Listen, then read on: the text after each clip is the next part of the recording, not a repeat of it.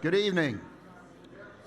I'm Bob Hauser, Executive Officer of the American Philosophical Society, held at Philadelphia for promoting useful knowledge. I see a lot of familiar faces here, so I will not dwell too long on the history and auspices of the APS, but I feel obliged to say a few things about us. As I expect most of you know, we were founded in 1743 by our good friend Ben Franklin as his Thinking and Drinking Society, and we have maintained that practice ever since, you may notice, and many of you have joined us in that tonight. We're very grateful for that. This is primarily a membership organization. We are the smallest and oldest learned society in the United States, smallest and oldest and smallest learned academy. There are two others that are sort of, brethren of ours, but they're really spin-offs. You know, the one up in Cambridge was created by John Adams because it was too far from Philadelphia, and the one in Washington was created by two members of this society, Agassiz and Alexander Dallas Bache, because Washington was too far from Philadelphia. So that's how these other outfits got started, and we still have and continue to have a very distinguished resident membership of about 830 and about 160 international members. We spend a fair amount of our money on research and fellowships. We have any number of research, sort of dedicated research funds, but put together they cover just about everything. And we give something on the order of 200 small grant awards every year and about 40 fellowships of varying duration in the library. We have our library across the street, and it now has two research centers, one on the Center for Native American and Indigenous Research, CNAIR, which is just recently endowed with help from the National Endowment for the Humanities, and the David Center for the American Revolution at the American Philosophical Society, which is just now underway. We have a wonderful publication program which produces our journal, The Proceedings, a series of monographs, some 5 research monographs every year, and every now and then what we used to call a memoir, but now we call a big book. That's because nobody can figure out what memoirs was supposed to mean, and they're not memoirs. And we are the oldest continuously operating press of a scholarly nature in the United States. And of course, we have events like this one, our regular meetings with members twice a year, public lectures like this one, and our lunch at the library, to which I hope you have learned about. And of course, in addition to the members, we have friends who not only benefit from attending at our various activities, but also help mightily to contribute to the ongoing activities of the society. So, enough of that. For this pre-Thanksgiving Day public lecture, I'm very pleased to welcome Professor David Silverman of the George Washington University, who will speak about his new book, right there, and available at the back of the room for a heavily discounted price of $20. His new book on the Wampanoag Indians, Plymouth Colony, and the troubled history of Thanksgiving. This land is their land definitely should not be confused with Barbara Ehrenreich's work of the same name, though both focus on our society's casualties in some sense. David Silverman earned his PhD from Princeton University in 2000, and he is exceptionally productive as a scholar and researcher. He specializes in 3 things: Native American, colonial American, and American racial history. This Land is Their Land, which is his 4th or 5th book, depending on exactly how one counts co-authorship, brings together all 3 of these themes in a most compelling narrative. This Land is Their Land has been widely and positively reviewed. I will quote from just one review. It's hard to do this without giving anything away, and this is the one line I found which doesn't really give anything away. It says, "It is an impassioned, deeply knowledgeable history of the first contacts between indigenous peoples of the Americas and the English and Europeans, this time told from the native side.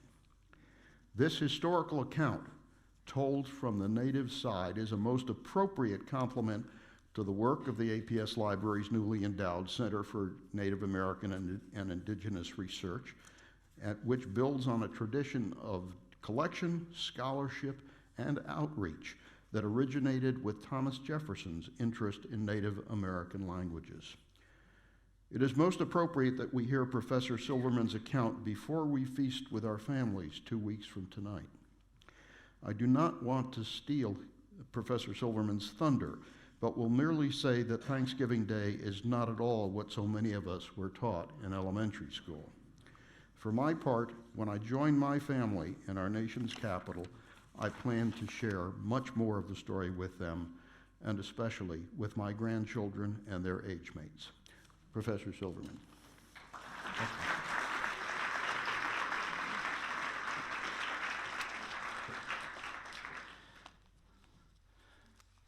Thanks for this robust turnout. I want to especially thank my friends from Mount Airy and from across the academy, who managed to make it out here today.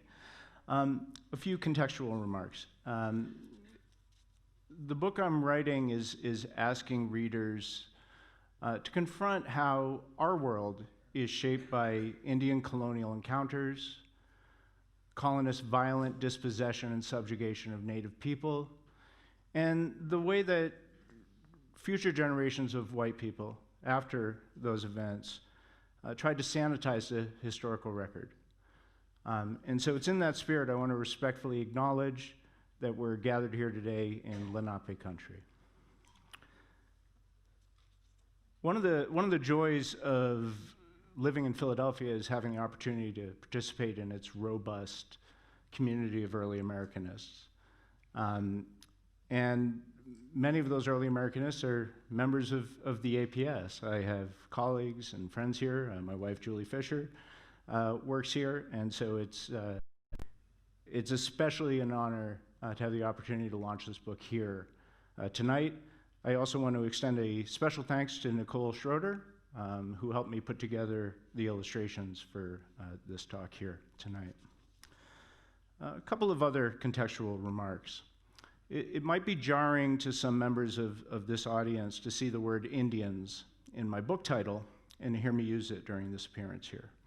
So I want to explain what I'm doing here. I mean, after all, everybody knows that Indians is a misnomer propagated by Europeans. After all, we're not in India, right? Now, in recent decades, many people have substituted the term Native Americans for Indians in an effort to be more accurate and racially sensitive. And yet, in the course of my many years of interactions with indigenous people across the United States, I've learned that most of them, albeit not all of them, favor the term Indian when referring to them in the aggregate. Though let me emphasize, almost to a person, they prefer tribal names when appropriate. And so it is out of deference, not indifference, that I use this word. I also want to emphasize that though my book focuses on historical Wampanoags and strives to include their voices at every opportunity, I'm not Wampanoag. I don't know if my surname gave that away or not, but I am not Wampanoag. This book has not been approved by the Wampanoag tribe. This is not a history told from a modern Wampanoag perspective. Now, the book did begin with my conversations with Wampanoag people. That was the impetus for it.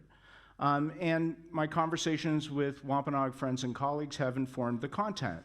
But I should note, there's material in this book that some Wampanoag people will consider dubious, outright wrong, and even none of my business as an outsider. Now, I've done my best to weigh those criticisms in advance. Through the conversations that I've had in the making of this book, I've also solicited drafts of this book with historically minded Wampanoag colleagues and friends. I've discussed my ideas with Wampanoag audiences open to hearing them. I've also offered to include dissenting opinions alongside my own interpretations, all the while acknowledging that the playing field is uneven, given that I'm the author. All of this is a way of saying that ultimately all the editorial decisions in this book and in this talk tonight belong to me alone. And in the final analysis, I've had to make a number of tough choices based on the standards of my discipline of history. I want to urge everyone here and all of those who read my book to seek out the Wampanoag's own tellings of this history. And let me be clear, they're widely available. All you have to do is go on YouTube and type the right words, and you'll find video clips of Wampanoag people telling their versions of this history. They've also conducted numerous newspaper interviews over the years on this subject.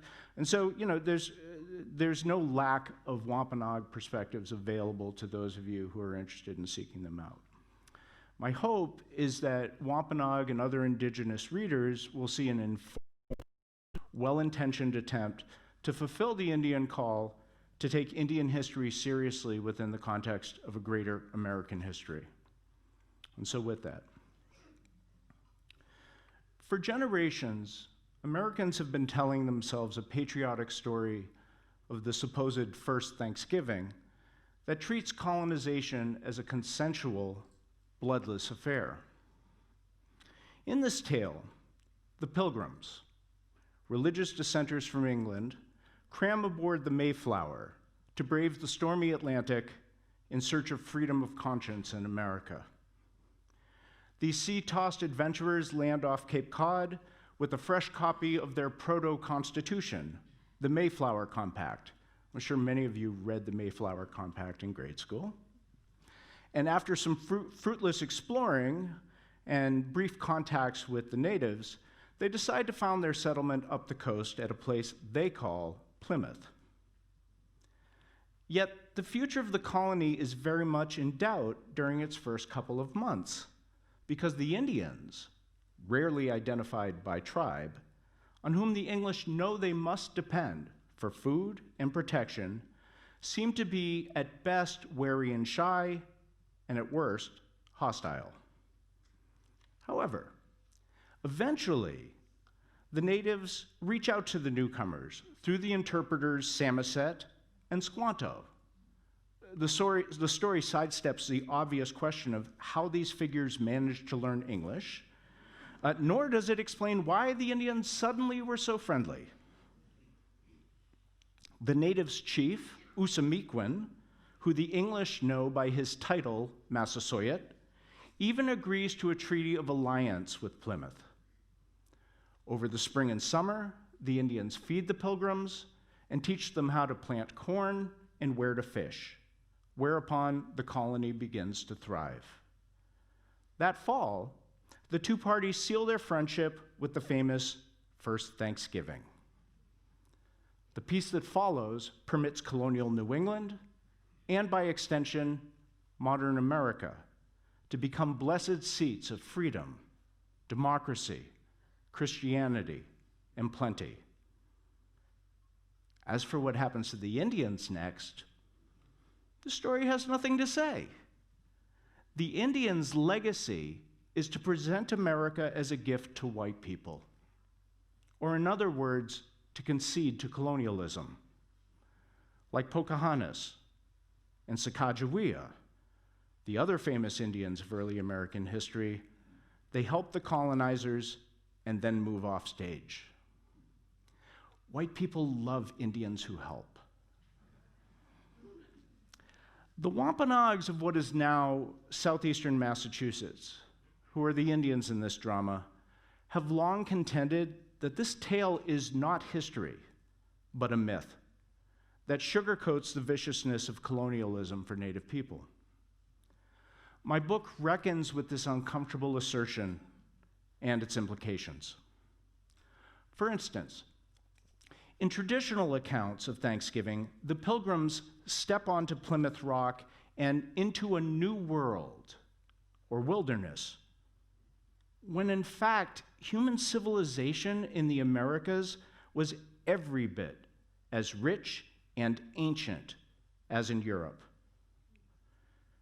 History didn't begin for the Wampanoags with the Mayflower. They already had a dynamic past, countless generations old, that shaped who they were and what they did. In other words, they inhabited an old world. And the so-called wilderness in which the English arrived, as this illustration depicts, was full of villages, roads, cornfields, historic monuments, cemeteries, and forests cleared of underbrush, all by Indian design. This illustration, by the way, is 15 years before the arrival of the Pilgrims. The Wampanoags' recent history mattered too.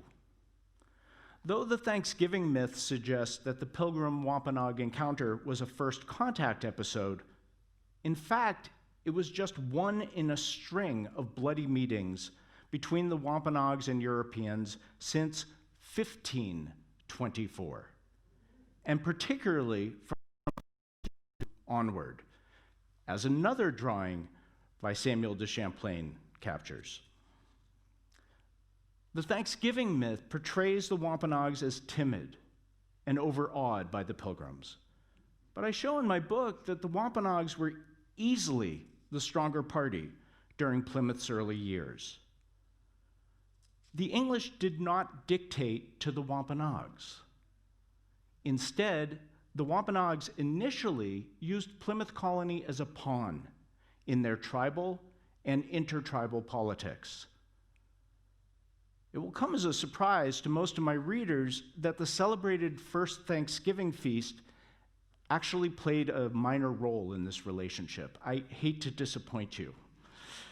Far more influential in shaping the alliance were a series of other, less palatable episodes filled with violence and power politics.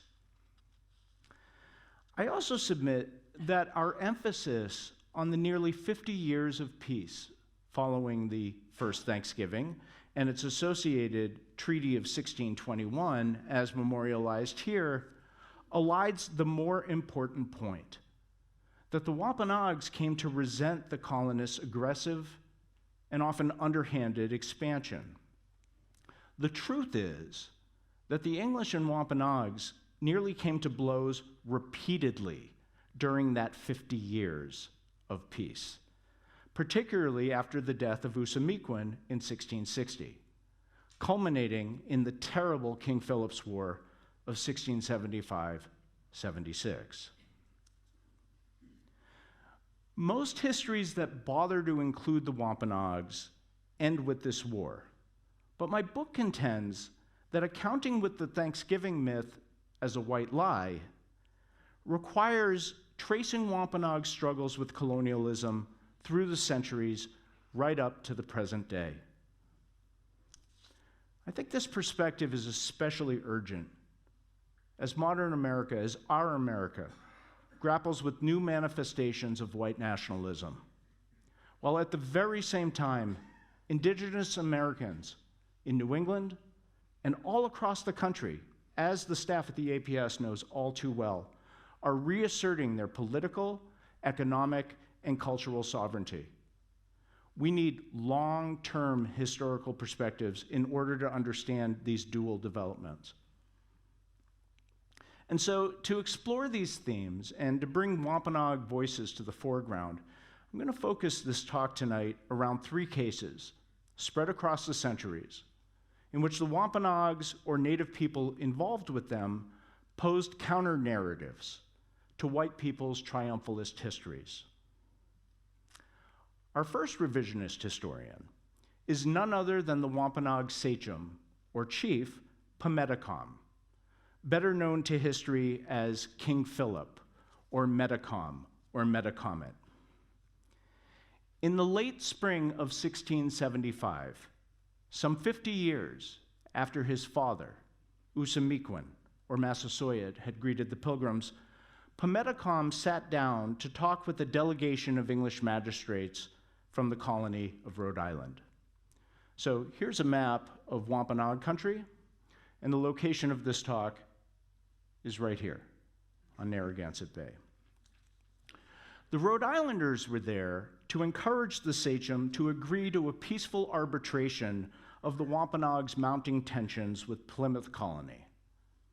Yet, Metacom had already resolved to fight and agreed to this conference, only to explain why. Let's take a moment and consider what he had to say that day. Metacom viewed the history of Wampanoag-English relations as little more than the colonists' failure to live up to the promise of the 1621 alliance. The sachem recalled that when the Pilgrims first settled at Plymouth 55 years later, Usamequan, and I quote here, was as a great man, and the English as a little child. In other words, he's saying, my father was like your father when you were weak and vulnerable. Metacom contended that Usamequan could have wiped out the infant colony if he had wished.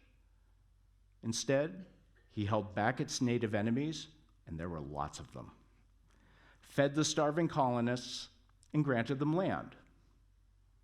Now, Metacom conveniently left out that his father had made this choice less out of altruism than a need for allies. Had been hobbled by a plague between the years 1616 and 1619, whereupon their Narragansett rivals to the west began subjugating them. Metacom also overlooked his father's desire to become the point man in trade with the English in order to consolidate his authority over the loose Wampanoag polity. But generally speaking, Metacom was correct that Plymouth would have become yet another English lost colony if it had not been for Wampanoag largesse. And how did Plymouth show its gratitude decades later, now that it had become the great man? Well, Metacom, whose mark you see here, cited the example that in 1662, 13 years earlier, Plymouth had seized and, he alleged, fatally poisoned his brother, Wamsutta, or Alexander, because the English feared that he was plotting an anti-colonial league. I actually think he was. More recently, the English had used Christian Indian testimony to arrest, try, and execute 3 of Metacom's men for the supposed murder of another Christian Indian, John Sassaman, who had been leaking Wampanoag intelligence to colonial authorities. In other words, he was a traitor.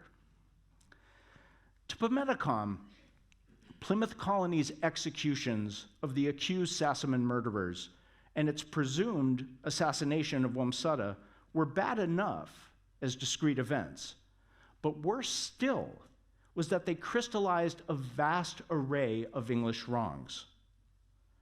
Metacom denounced that in English courts, and I quote here, if 20 honest Indians testified that an Englishman had done them wrong, it was as nothing.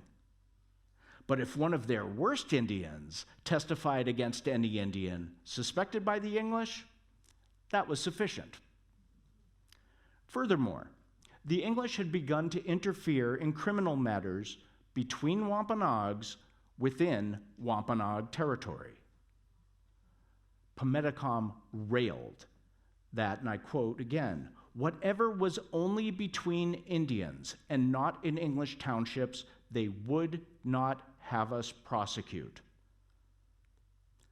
About half of the Wampanoags, mostly on Cape Cod and the islands of Martha's Vineyard in Nantucket, had adopted Christianity and sworn off Metacom's leadership, as well as the responsibility to pay him tribute, fearing no reprisal from the sachem because they enjoyed English protection.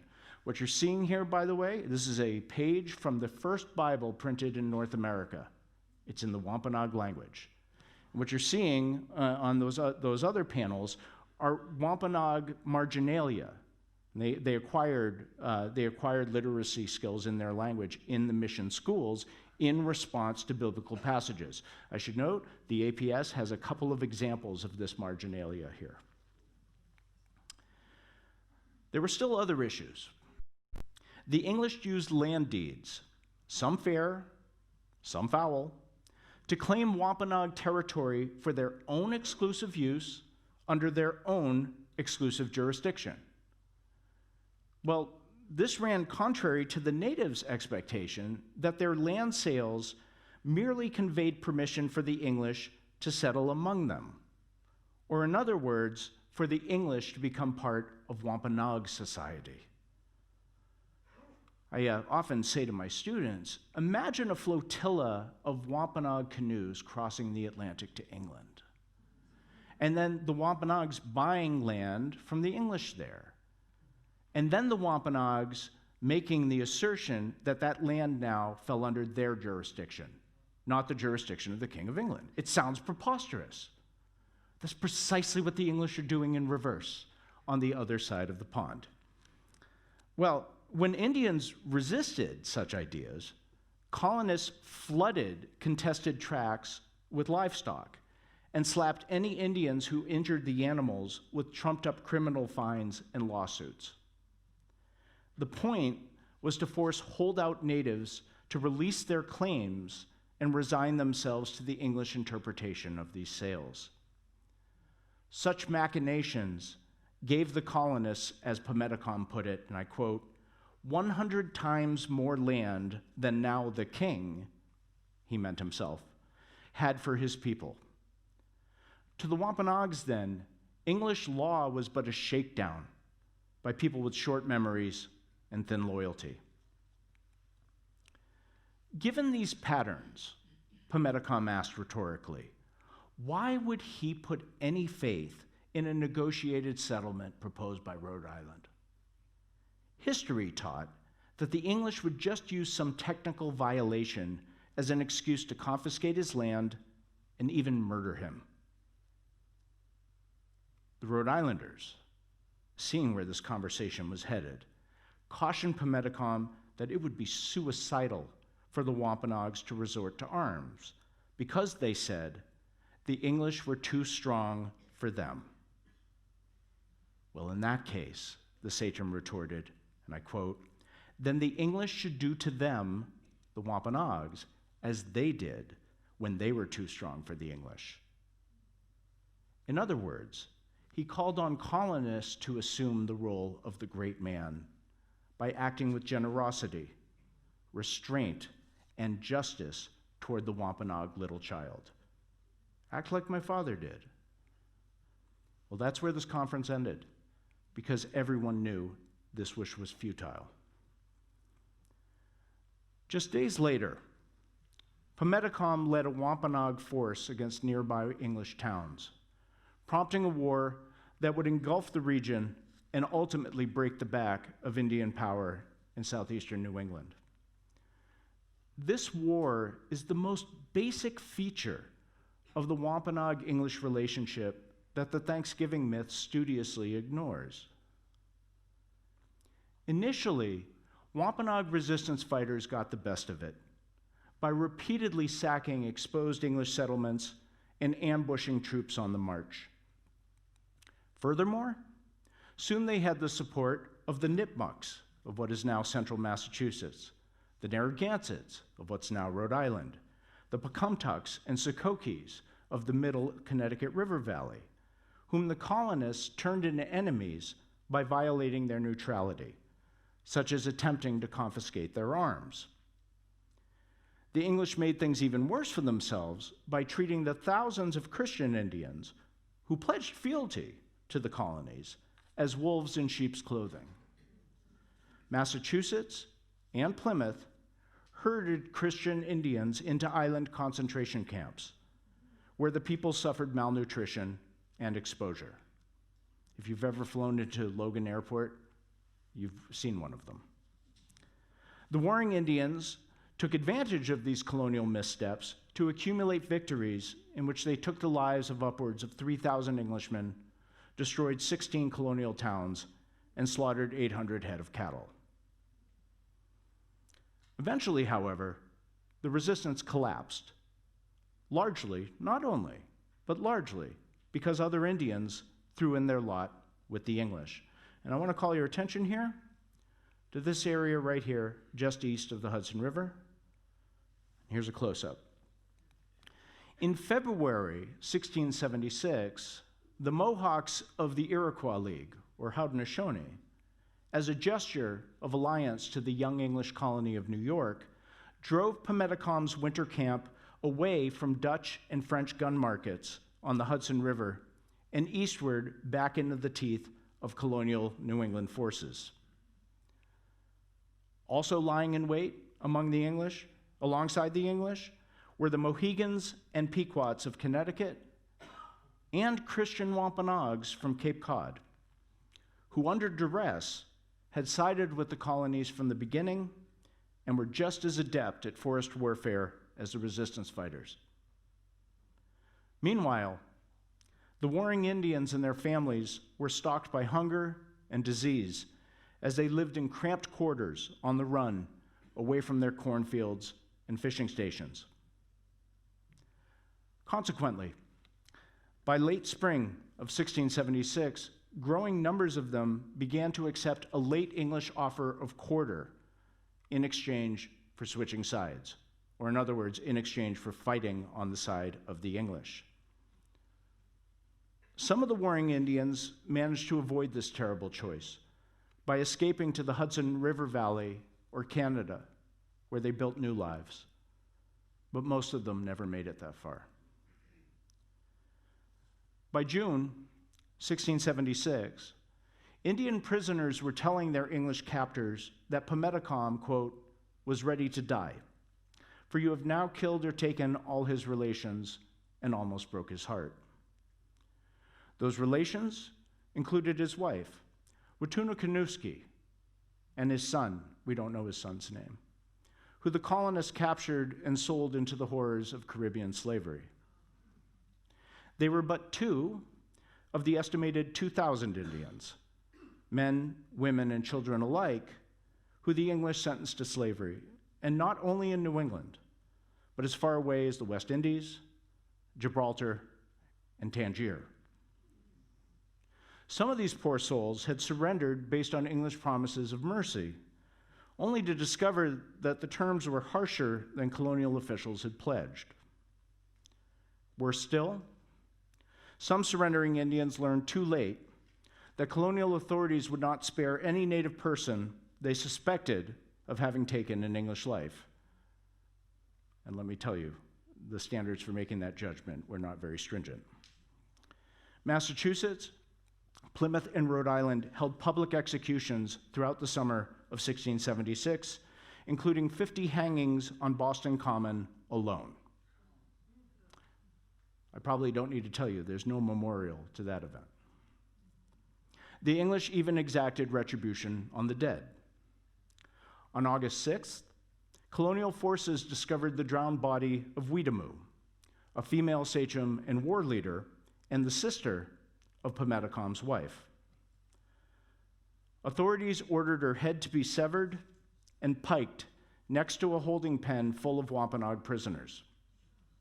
These captives, according to English accounts, and I quote here, made a most horrid and diabolical lamentation, crying out, "It was their queen's head." A few days after this incident, Metacom was dead too, shot down by a Christian Indian named Alderman. Filled with a vengeful spirit, Captain Benjamin Church had the sachem dismembered and his head sent to Plymouth. There, on the very site where the sachem's father had allied and feasted with the Pilgrims, authorities mounted their grisly trophy outside the town gate and left it there to rot for 20 years. It is likely one of the last things Metacom's wife saw when Plymouth shipped her from her homeland into slavery. Later that week, Plymouth held a day of thanksgiving in praise of God for saving the colony from its enemies. I think we can all agree These horrors are as contrary to the traditional Thanksgiving story as it gets. By the way, if you get nothing else out of this talk, you'll be able to ruin your family's holiday. And I realize some of you are perfectly capable of doing that on your own, but I'm just giving you added ammunition.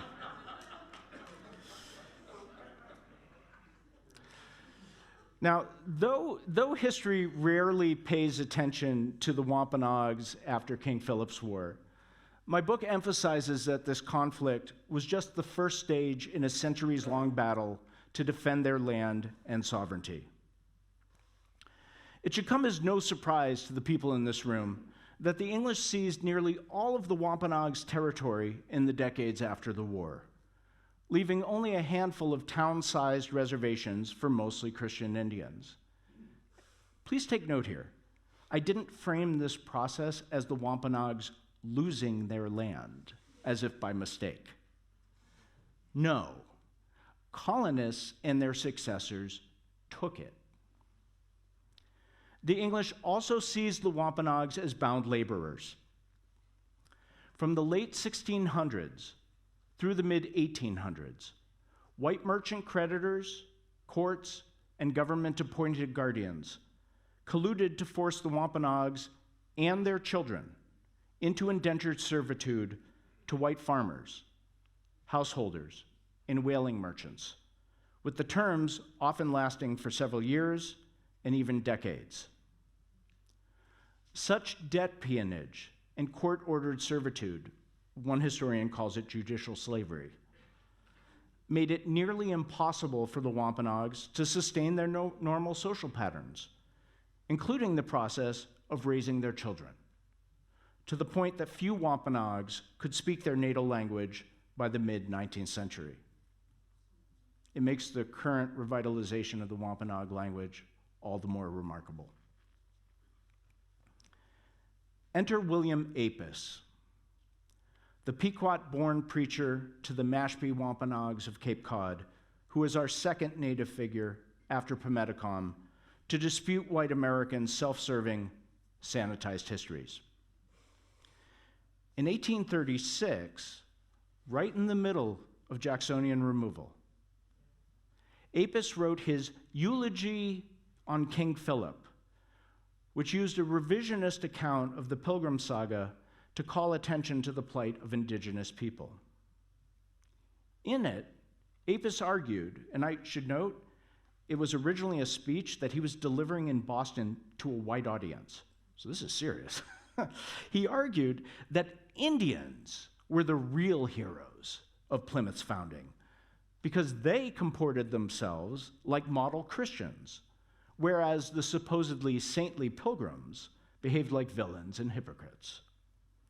Apes meticulously laid out how the pilgrims had introduced themselves to the Wampanoags by desecrating their graves and looting their corn on Cape Cod, then had the audacity to turn to Usamequin for help. Yet the chief, to his credit, obliged like a true Christian, imbued with the principles of charity and forgiveness. No people could be used better than they were, Apes intoned. The Wampanoags gave the English venison and sold them many hogsheads of corn. Had it not been for this humane act of the Indians, every white man would have been swept from the New England colonies. Apes also contended that that Massasoit's son, Metacom, was, quote, the greatest man that ever lived upon American shores. Apes ranked him even higher than George Washington, because the sachem fought against a darker tyranny and for greater freedom with far fewer means at his disposal.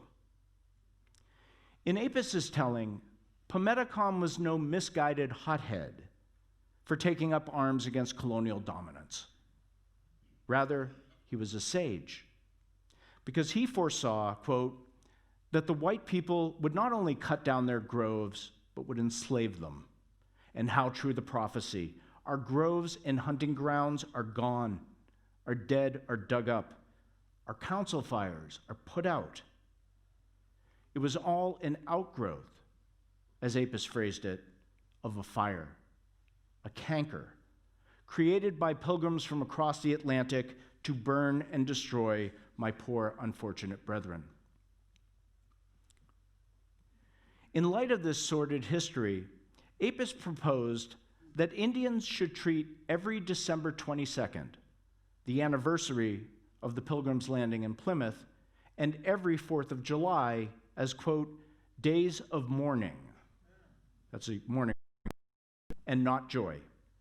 Let them rather fast and pray to the Great Spirit, the Indians' God, who deals out mercy to his red children and not destruction. This call by Apes for Indians to commemorate that they bore the burden of white America's triumphs would continue to resonate with the Wampanoags long after he was gone. We'll return to that theme in a little bit. Less than 40 years later, in the late 1860s and 1870s, Massachusetts addressed the stubborn refusal of the Wampanoags to disappear by dissolving their reservations of Mashpee, Herring Pond, Gayhead, Chappaquiddick, Christiantown, and others. The state divided the common lands of these places into private property tracts, subjected those lands to taxation and confiscation for debt, and declared the inhabitants to be full-fledged citizens and no longer Indians, as if those two things were antithetical.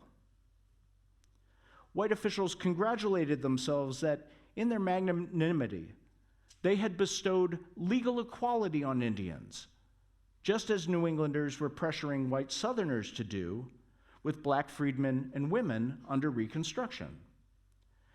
They refused to listen to the Wampanoags, who protested that the supposed gift of citizenship was actually a Trojan horse to rob them of their remaining land and force them to scatter. And that was indeed the point. White proponents of this measure, at their more honest moments, admitted that they considered the Wampanoags to be too racially intermixed to be classified as Indians any longer, and that in any case, it was the fate of Indians to vanish. Over the next century, white Americans did everything they could to make that supposedly natural process occur, including reducing Indians to romantic bit parts in the country's history, as exemplified by the Thanksgiving myth. Throughout the colonial era, Thanksgiving had no association whatsoever with Pilgrims and Indians. None. The link between the holiday and the history appears to date to 1841, not 16, 1841, when the Reverend Alexander Young published a primary source account of a 1621 harvest feast hosted by Plymouth Colony and attended by neighboring Wampanoags.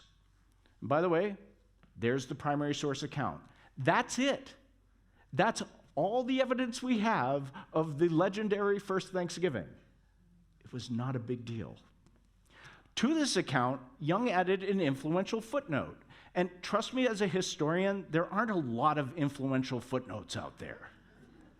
He added this influential footnote, and I quote here, that this was the first Thanksgiving, the harvest festival of New England. Well, over the next 50 years, various authors, artists, politicians, and lecturers disseminated Young's idea until Americans began to take it for granted. Now, predictably, New Englanders were the first to tout the Pilgrims as national founders and their dinner with Indians as a template for Thanksgiving. But for the rest of the country to go along, the nation first had to subjugate the tribes of the Great Plains in the far west. Only then could white people stop vilifying Indians as bloodthirsty savages and give them an unthreatening role in a national founding myth. The Pilgrim Saga also took hold because it had use in the nation's culture wars. Yes, then too. It was no coincidence that the Pilgrims emerged as founding fathers amid popular anxiety that the country was being overrun by immigrants, Catholic, then Jewish and Christian Orthodox, supposedly unappreciative of the country's Protestant democratic origins and values. Additionally, treating the Pilgrims as the epitome of colonial America served to minimize the country's record of racial oppression, past and present. Better to highlight the Pilgrims' religious and democratic principles instead of Indian wars and slavery more typical of colonies, including those in New England. Through such means, Northeasterners could define the so-called Black and Indian problems as Southern and Western exceptions to an otherwise inspiring national heritage.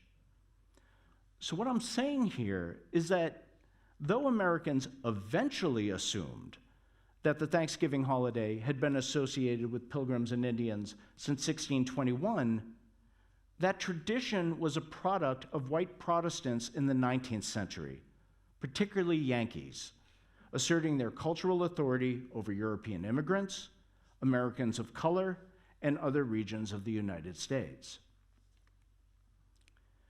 This invention became tradition by the early 20th century, and it has remained so in no small part through American schools, holding annual Thanksgiving pageants, in which students dress up as Pilgrims and Indians to reenact the first Thanksgiving. How many people here, by the way, have participated in one of these? Me too. I myself remember one such performance in which we sang "My Country 'Tis of Thee." I'm not going to impose my singing on you, but I must tell you, in it, we praised America as a sweet land of liberty and the Pilgrims as my fathers. The point of this exercise was to have a diverse group of school children learn about who we, as Americans, are, or at least who we're supposed to be. Even students from ethnic backgrounds would be instilled with the principles of representative government, liberty, and Christianity, while learning to identify with English colonists as fellow whites. Leaving Indians outside the category of my fathers also carried important lessons. It was yet another reminder about which race ran the country and whose values mattered.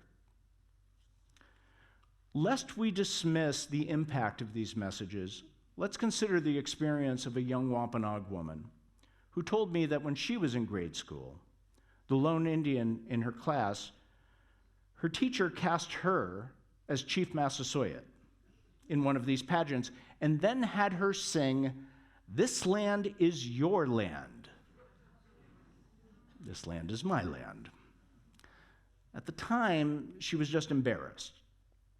Now, as an adult, she sees the cruel irony in it. Other Wampanoags tell of their parents objecting to these pageants and associated history lessons that the New England Indians were all gone. Let me assure you, they are not all gone. Only to have school officials question their claims to be Indian. Authentic Indians were supposed to be primitive relics, not modern. So what were they doing in school? Speaking English, wearing contemporary clothing, and returning homes to adults who had jobs and drove cars. By 1970, Frank James, the third in our sequence of native revisionist historians, had reached the limits of his patience with this nonsense. James was born and raised in the community of Aquina, or Gayhead, on Martha's Vineyard, which had long ranked as one of the poorest communities in Massachusetts. Nevertheless, James grew up determined to succeed and represent his people. As a teenager, he even adopted the Wampanoag name of Wamsutta, after the eldest son of Usamiquan, who preceded Metacom in calling on the Wampanoags to resist colonialism. James's inner drive carried him all the way to the New England Conservatory of Music, where he studied trumpet. And then, after no national orchestra would hire him because of racial segregation, to the Nauset Public Schools on Cape Cod, where he became director of music. Yet his passion was political activism and the study of Wampanoag history, because he understood that knowing the past was critical to reforming the present. And what he read in the primary sources made his blood boil, because it bore little relation to the Thanksgiving myth that weighed around his people's neck like a millstone. So when James was invited to speak at a state banquet celebrating the 350th anniversary of Plymouth's founding, he saw it as a rare opportunity to set the record straight. Yet when he submitted a draft of his speech for review, white officials rejected it as too inflammatory. James, for his part, found an alternative script drawn up by the state to be, and I quote, so childish and untrue that he pulled out of the event altogether. Instead, he drew up plans for a commemoration where there would be no censors. Inspired by the Red Power movement for indigenous rights and justice, James organized a National Day of Mourning to be held on Thanksgiving Day, 1970, at the site of the Massasoit statue overlooking Plymouth Rock. In choosing this name, James hearkened not only to the National Days of Mourning held after the assassinations of the President John F. Kennedy and the Reverend Martin Luther King, he also reached back to Apes's eulogy on King Philip. And like Apes incarnate, when James's moment came, he rose up before protesters from all across Indian country, media, and onlookers, and delivered that inflammatory speech. He began with the poignant assertion that he had the right to the dignity of his humanity, despite society's efforts to diminish him and his people. I speak to you as a man, he stressed, a Wampanoag man. I'm a proud man, proud of my ancestry, my accomplishments won by strict parental direction, despite his family and community suffering poverty and discrimination, two social and economic diseases. He acknowledged to his white listeners that Thanksgiving is a time of celebration for you, celebrating the beginnings of the white man in America. For James and the Wampanoags, however, the day had doleful implications. It is with a heavy heart, he explained, that I look back on what happened to my people. Like Apes, James proceeded to tell a history of English-Wampanoag relations that turned the bedtime story of the Thanksgiving myth into a nightmare. His conclusion was that Usamequin's welcome to the Pilgrims, quote, was perhaps our biggest mistake. We, the Wampanoags, welcomed you, the white man, with open arms, little knowing that it was the beginning of the end, that before 50 years were to pass, the Wampanoag would no longer be a free people. To James, like Metacom, like Apes, the moral of the first Thanksgiving was that the English and their white successors had betrayed the Wampanoags who befriended them in their time of need. And this is the message that is echoed through subsequent national days of mourning, which the United American Indians of New England have continued to hold each Thanksgiving up to the present day. The question for all of us was and is how to move forward. Well, the answer, according to James, is to confront this history, including the fact, as he put it, that the Wampanoags still walk the lands of Massachusetts. James also urged his fellow Americans to consider Indians as worthy of the same respect as everyone else. Let us remember, he counseled, The Indian is and was as human as the white man. The Indian feels pain, gets hurt, and becomes defensive, has dreams, bears tragedy and failure, suffers from loneliness, needs to cry as well as laugh.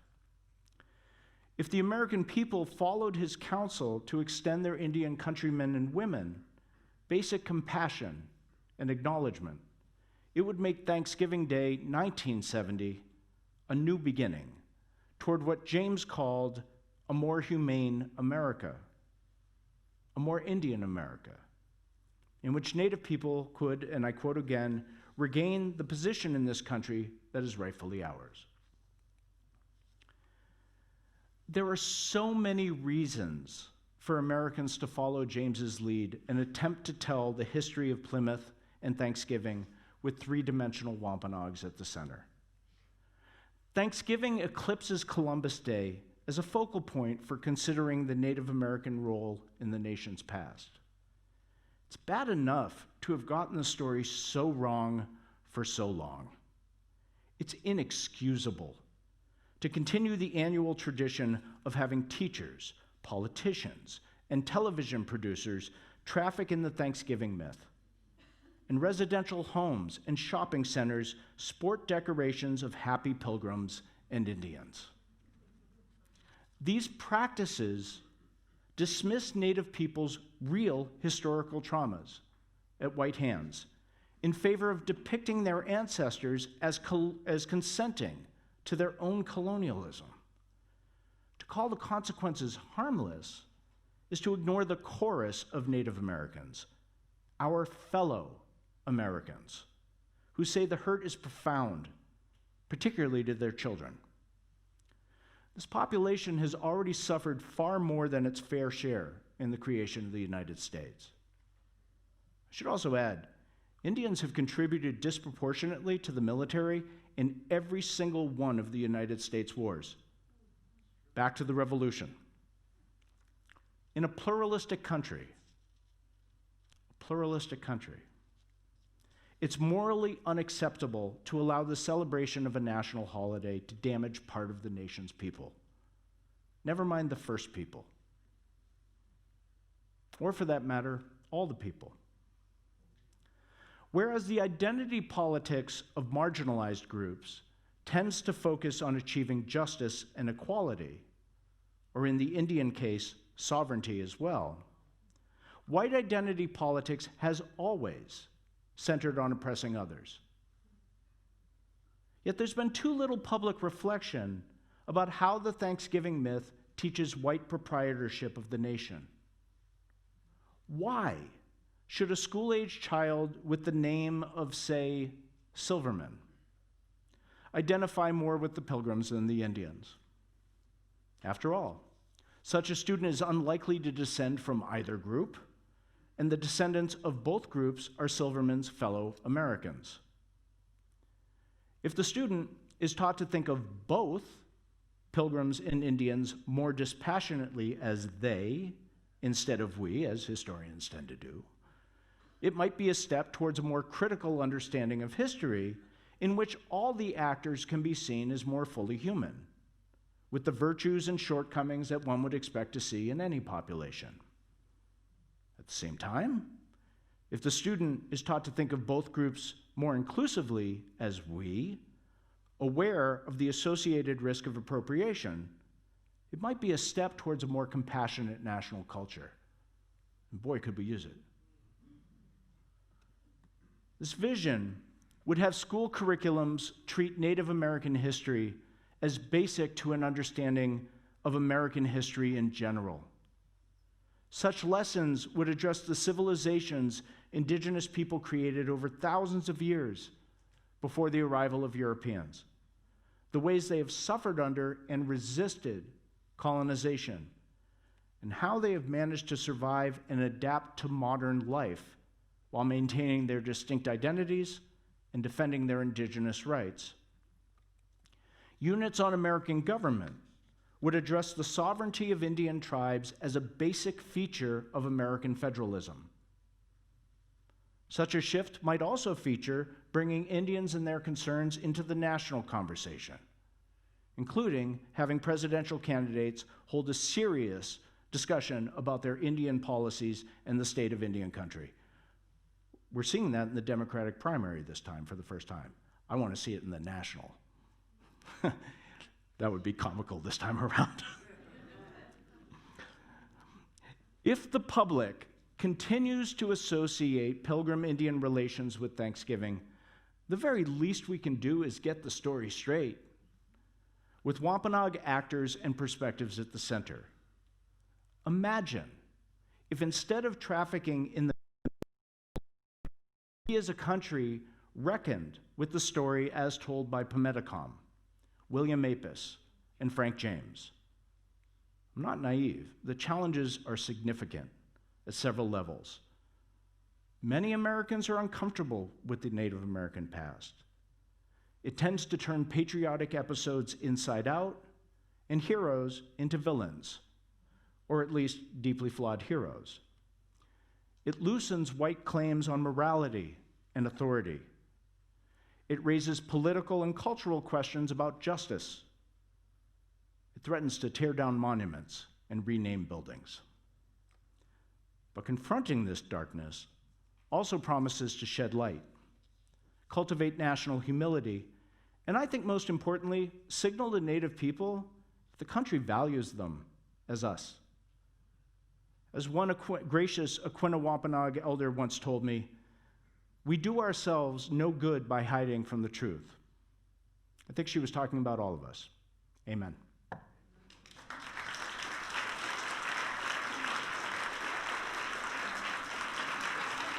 Yeah.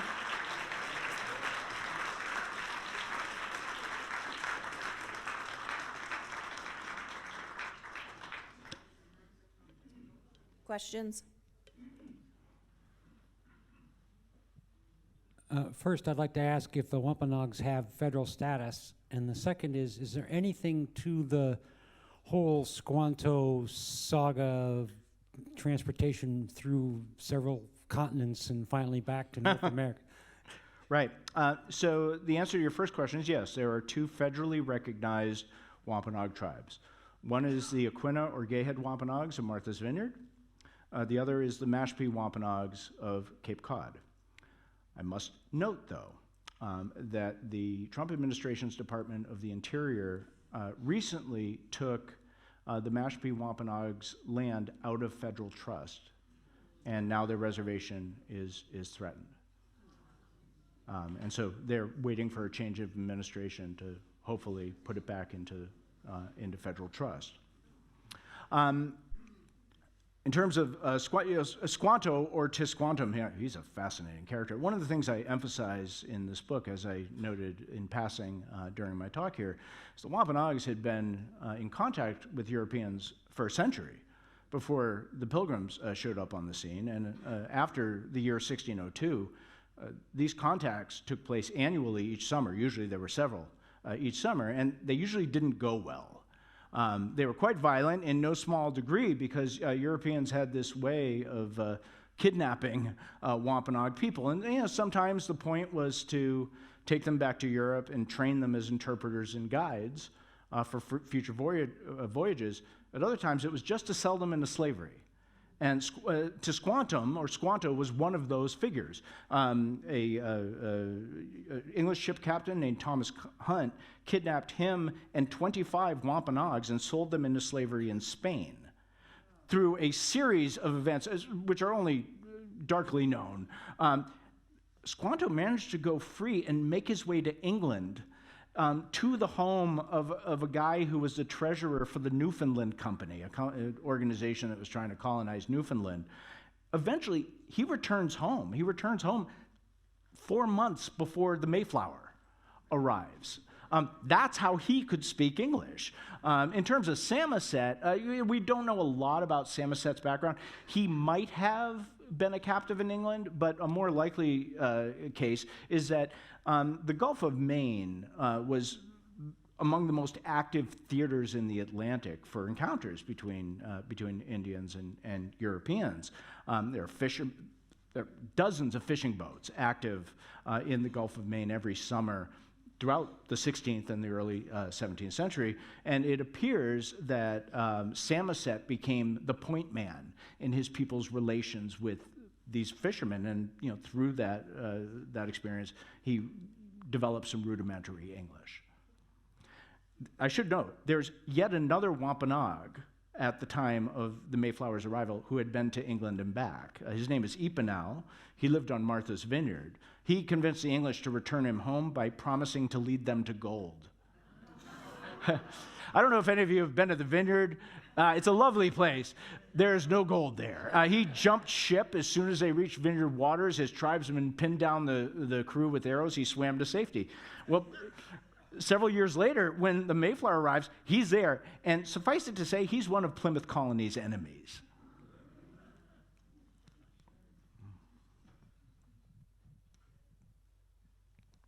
As I recall, when I was at William and Mary, we were told the first Thanksgiving was in Virginia.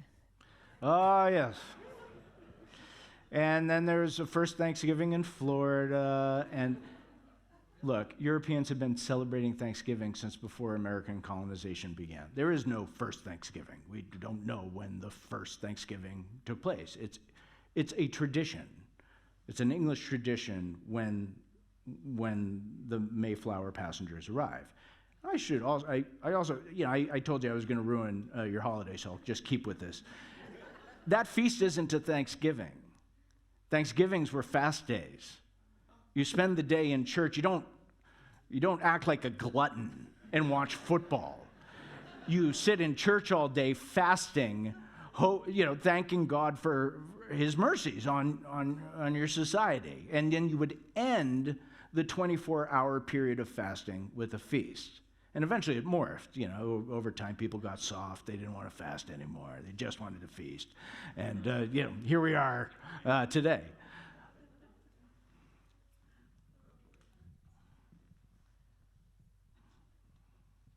To bring this home, we have a Penn Treaty Park up on the Delaware. Mm-hmm. Yep. What's the comparison between Penn's treaty and the Boston or the Massachusetts? So there's a lot of parallels here.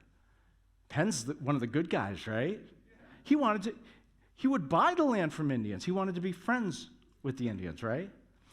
Anyone know how many federally recognized tribes there are in Pennsylvania today? 0. And by the end of the 18th century, white Pennsylvanians had effectively ethnically cleansed what's now Pennsylvania of indigenous people. And that's a result of William Penn. Not because he wanted that to happen, but because it is impossible to invite tens of thousands of Europeans to invade another people's country and not have that happen. People always ask me, they say, couldn't it have gone differently? No, it could not have gone differently. Imagine if we're here and all of a sudden people from across the globe start invading our territory, seizing land and claiming jurisdiction over it. No, it will not go well. William Penn wanted it to go well. I don't doubt his intentions in that respect. And yes, he operated with a lighter touch than most colonists. But the very project of encouraging Europeans by the thousands, by the tens of thousands, to invade Indian country was a recipe for what happened later in Pennsylvania, and he bears a significant amount of the responsibility for that. So I think the myth of William Penn, the good colonist, is the Mid-Atlantic's counter equivalent to the Thanksgiving myth up in New England. It's another way of sanitizing the bloodiness of colonial history. Take one last question. Can you tell us more about that plague that reduced the Wampanoag population? Sure. We don't know what disease it was. I suspect it was smallpox, but we just don't know. All the accounts called it a plague, but they didn't mean bubonic plague. Plague was kind of a general term for a terrible disease. We know that Europeans didn't contract it because there were European fishermen on the scene while this plague was doing its terrible work, and they were fine. It ran from the Saco River in Maine south to the east shore of Narragansett Bay in what's now Rhode Island, and then stopped there at the line between Wampanoag territory and Narragansett territory. In other words, people who were friendly with each other, who were, had alliance with each other, communicated the disease to each other, and then it stopped where people were not on good terms. We don't know the death rates. Historians often bandy around the number 90%. I'm skeptical of that. But this disease did wipe out some communities entirely. When Tisquantum comes back in 1619, this guy's been in Europe for years, dreaming of his homecoming. His village is gone when he returns. And that's where the English found Plymouth, right on the site of Tisquantum's community of Patuxet, wiped out by this disease. Now, I want to emphasize here, I think too often in recent times, Americans use epidemic disease to account for native dispossession uncritically. There's no question about it.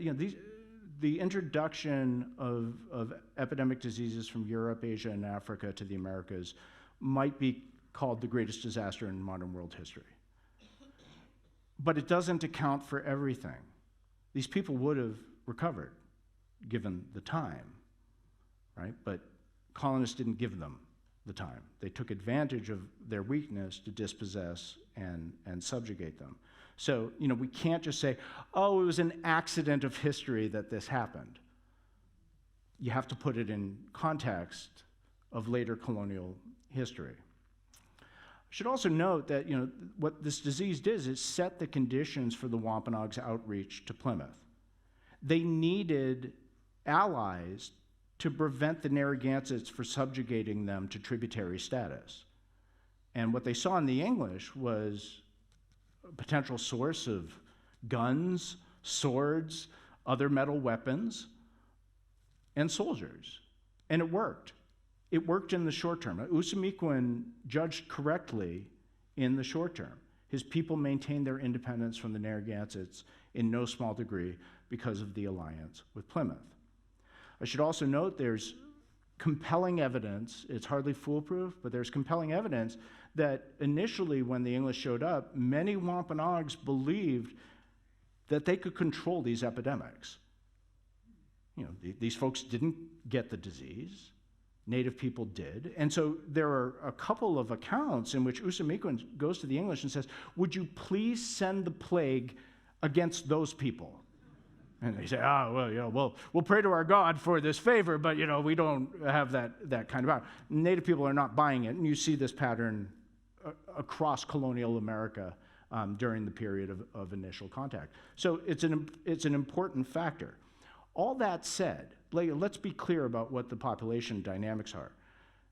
Plymouth Colony starts with 100 people, and 3 months later, it's down to 50.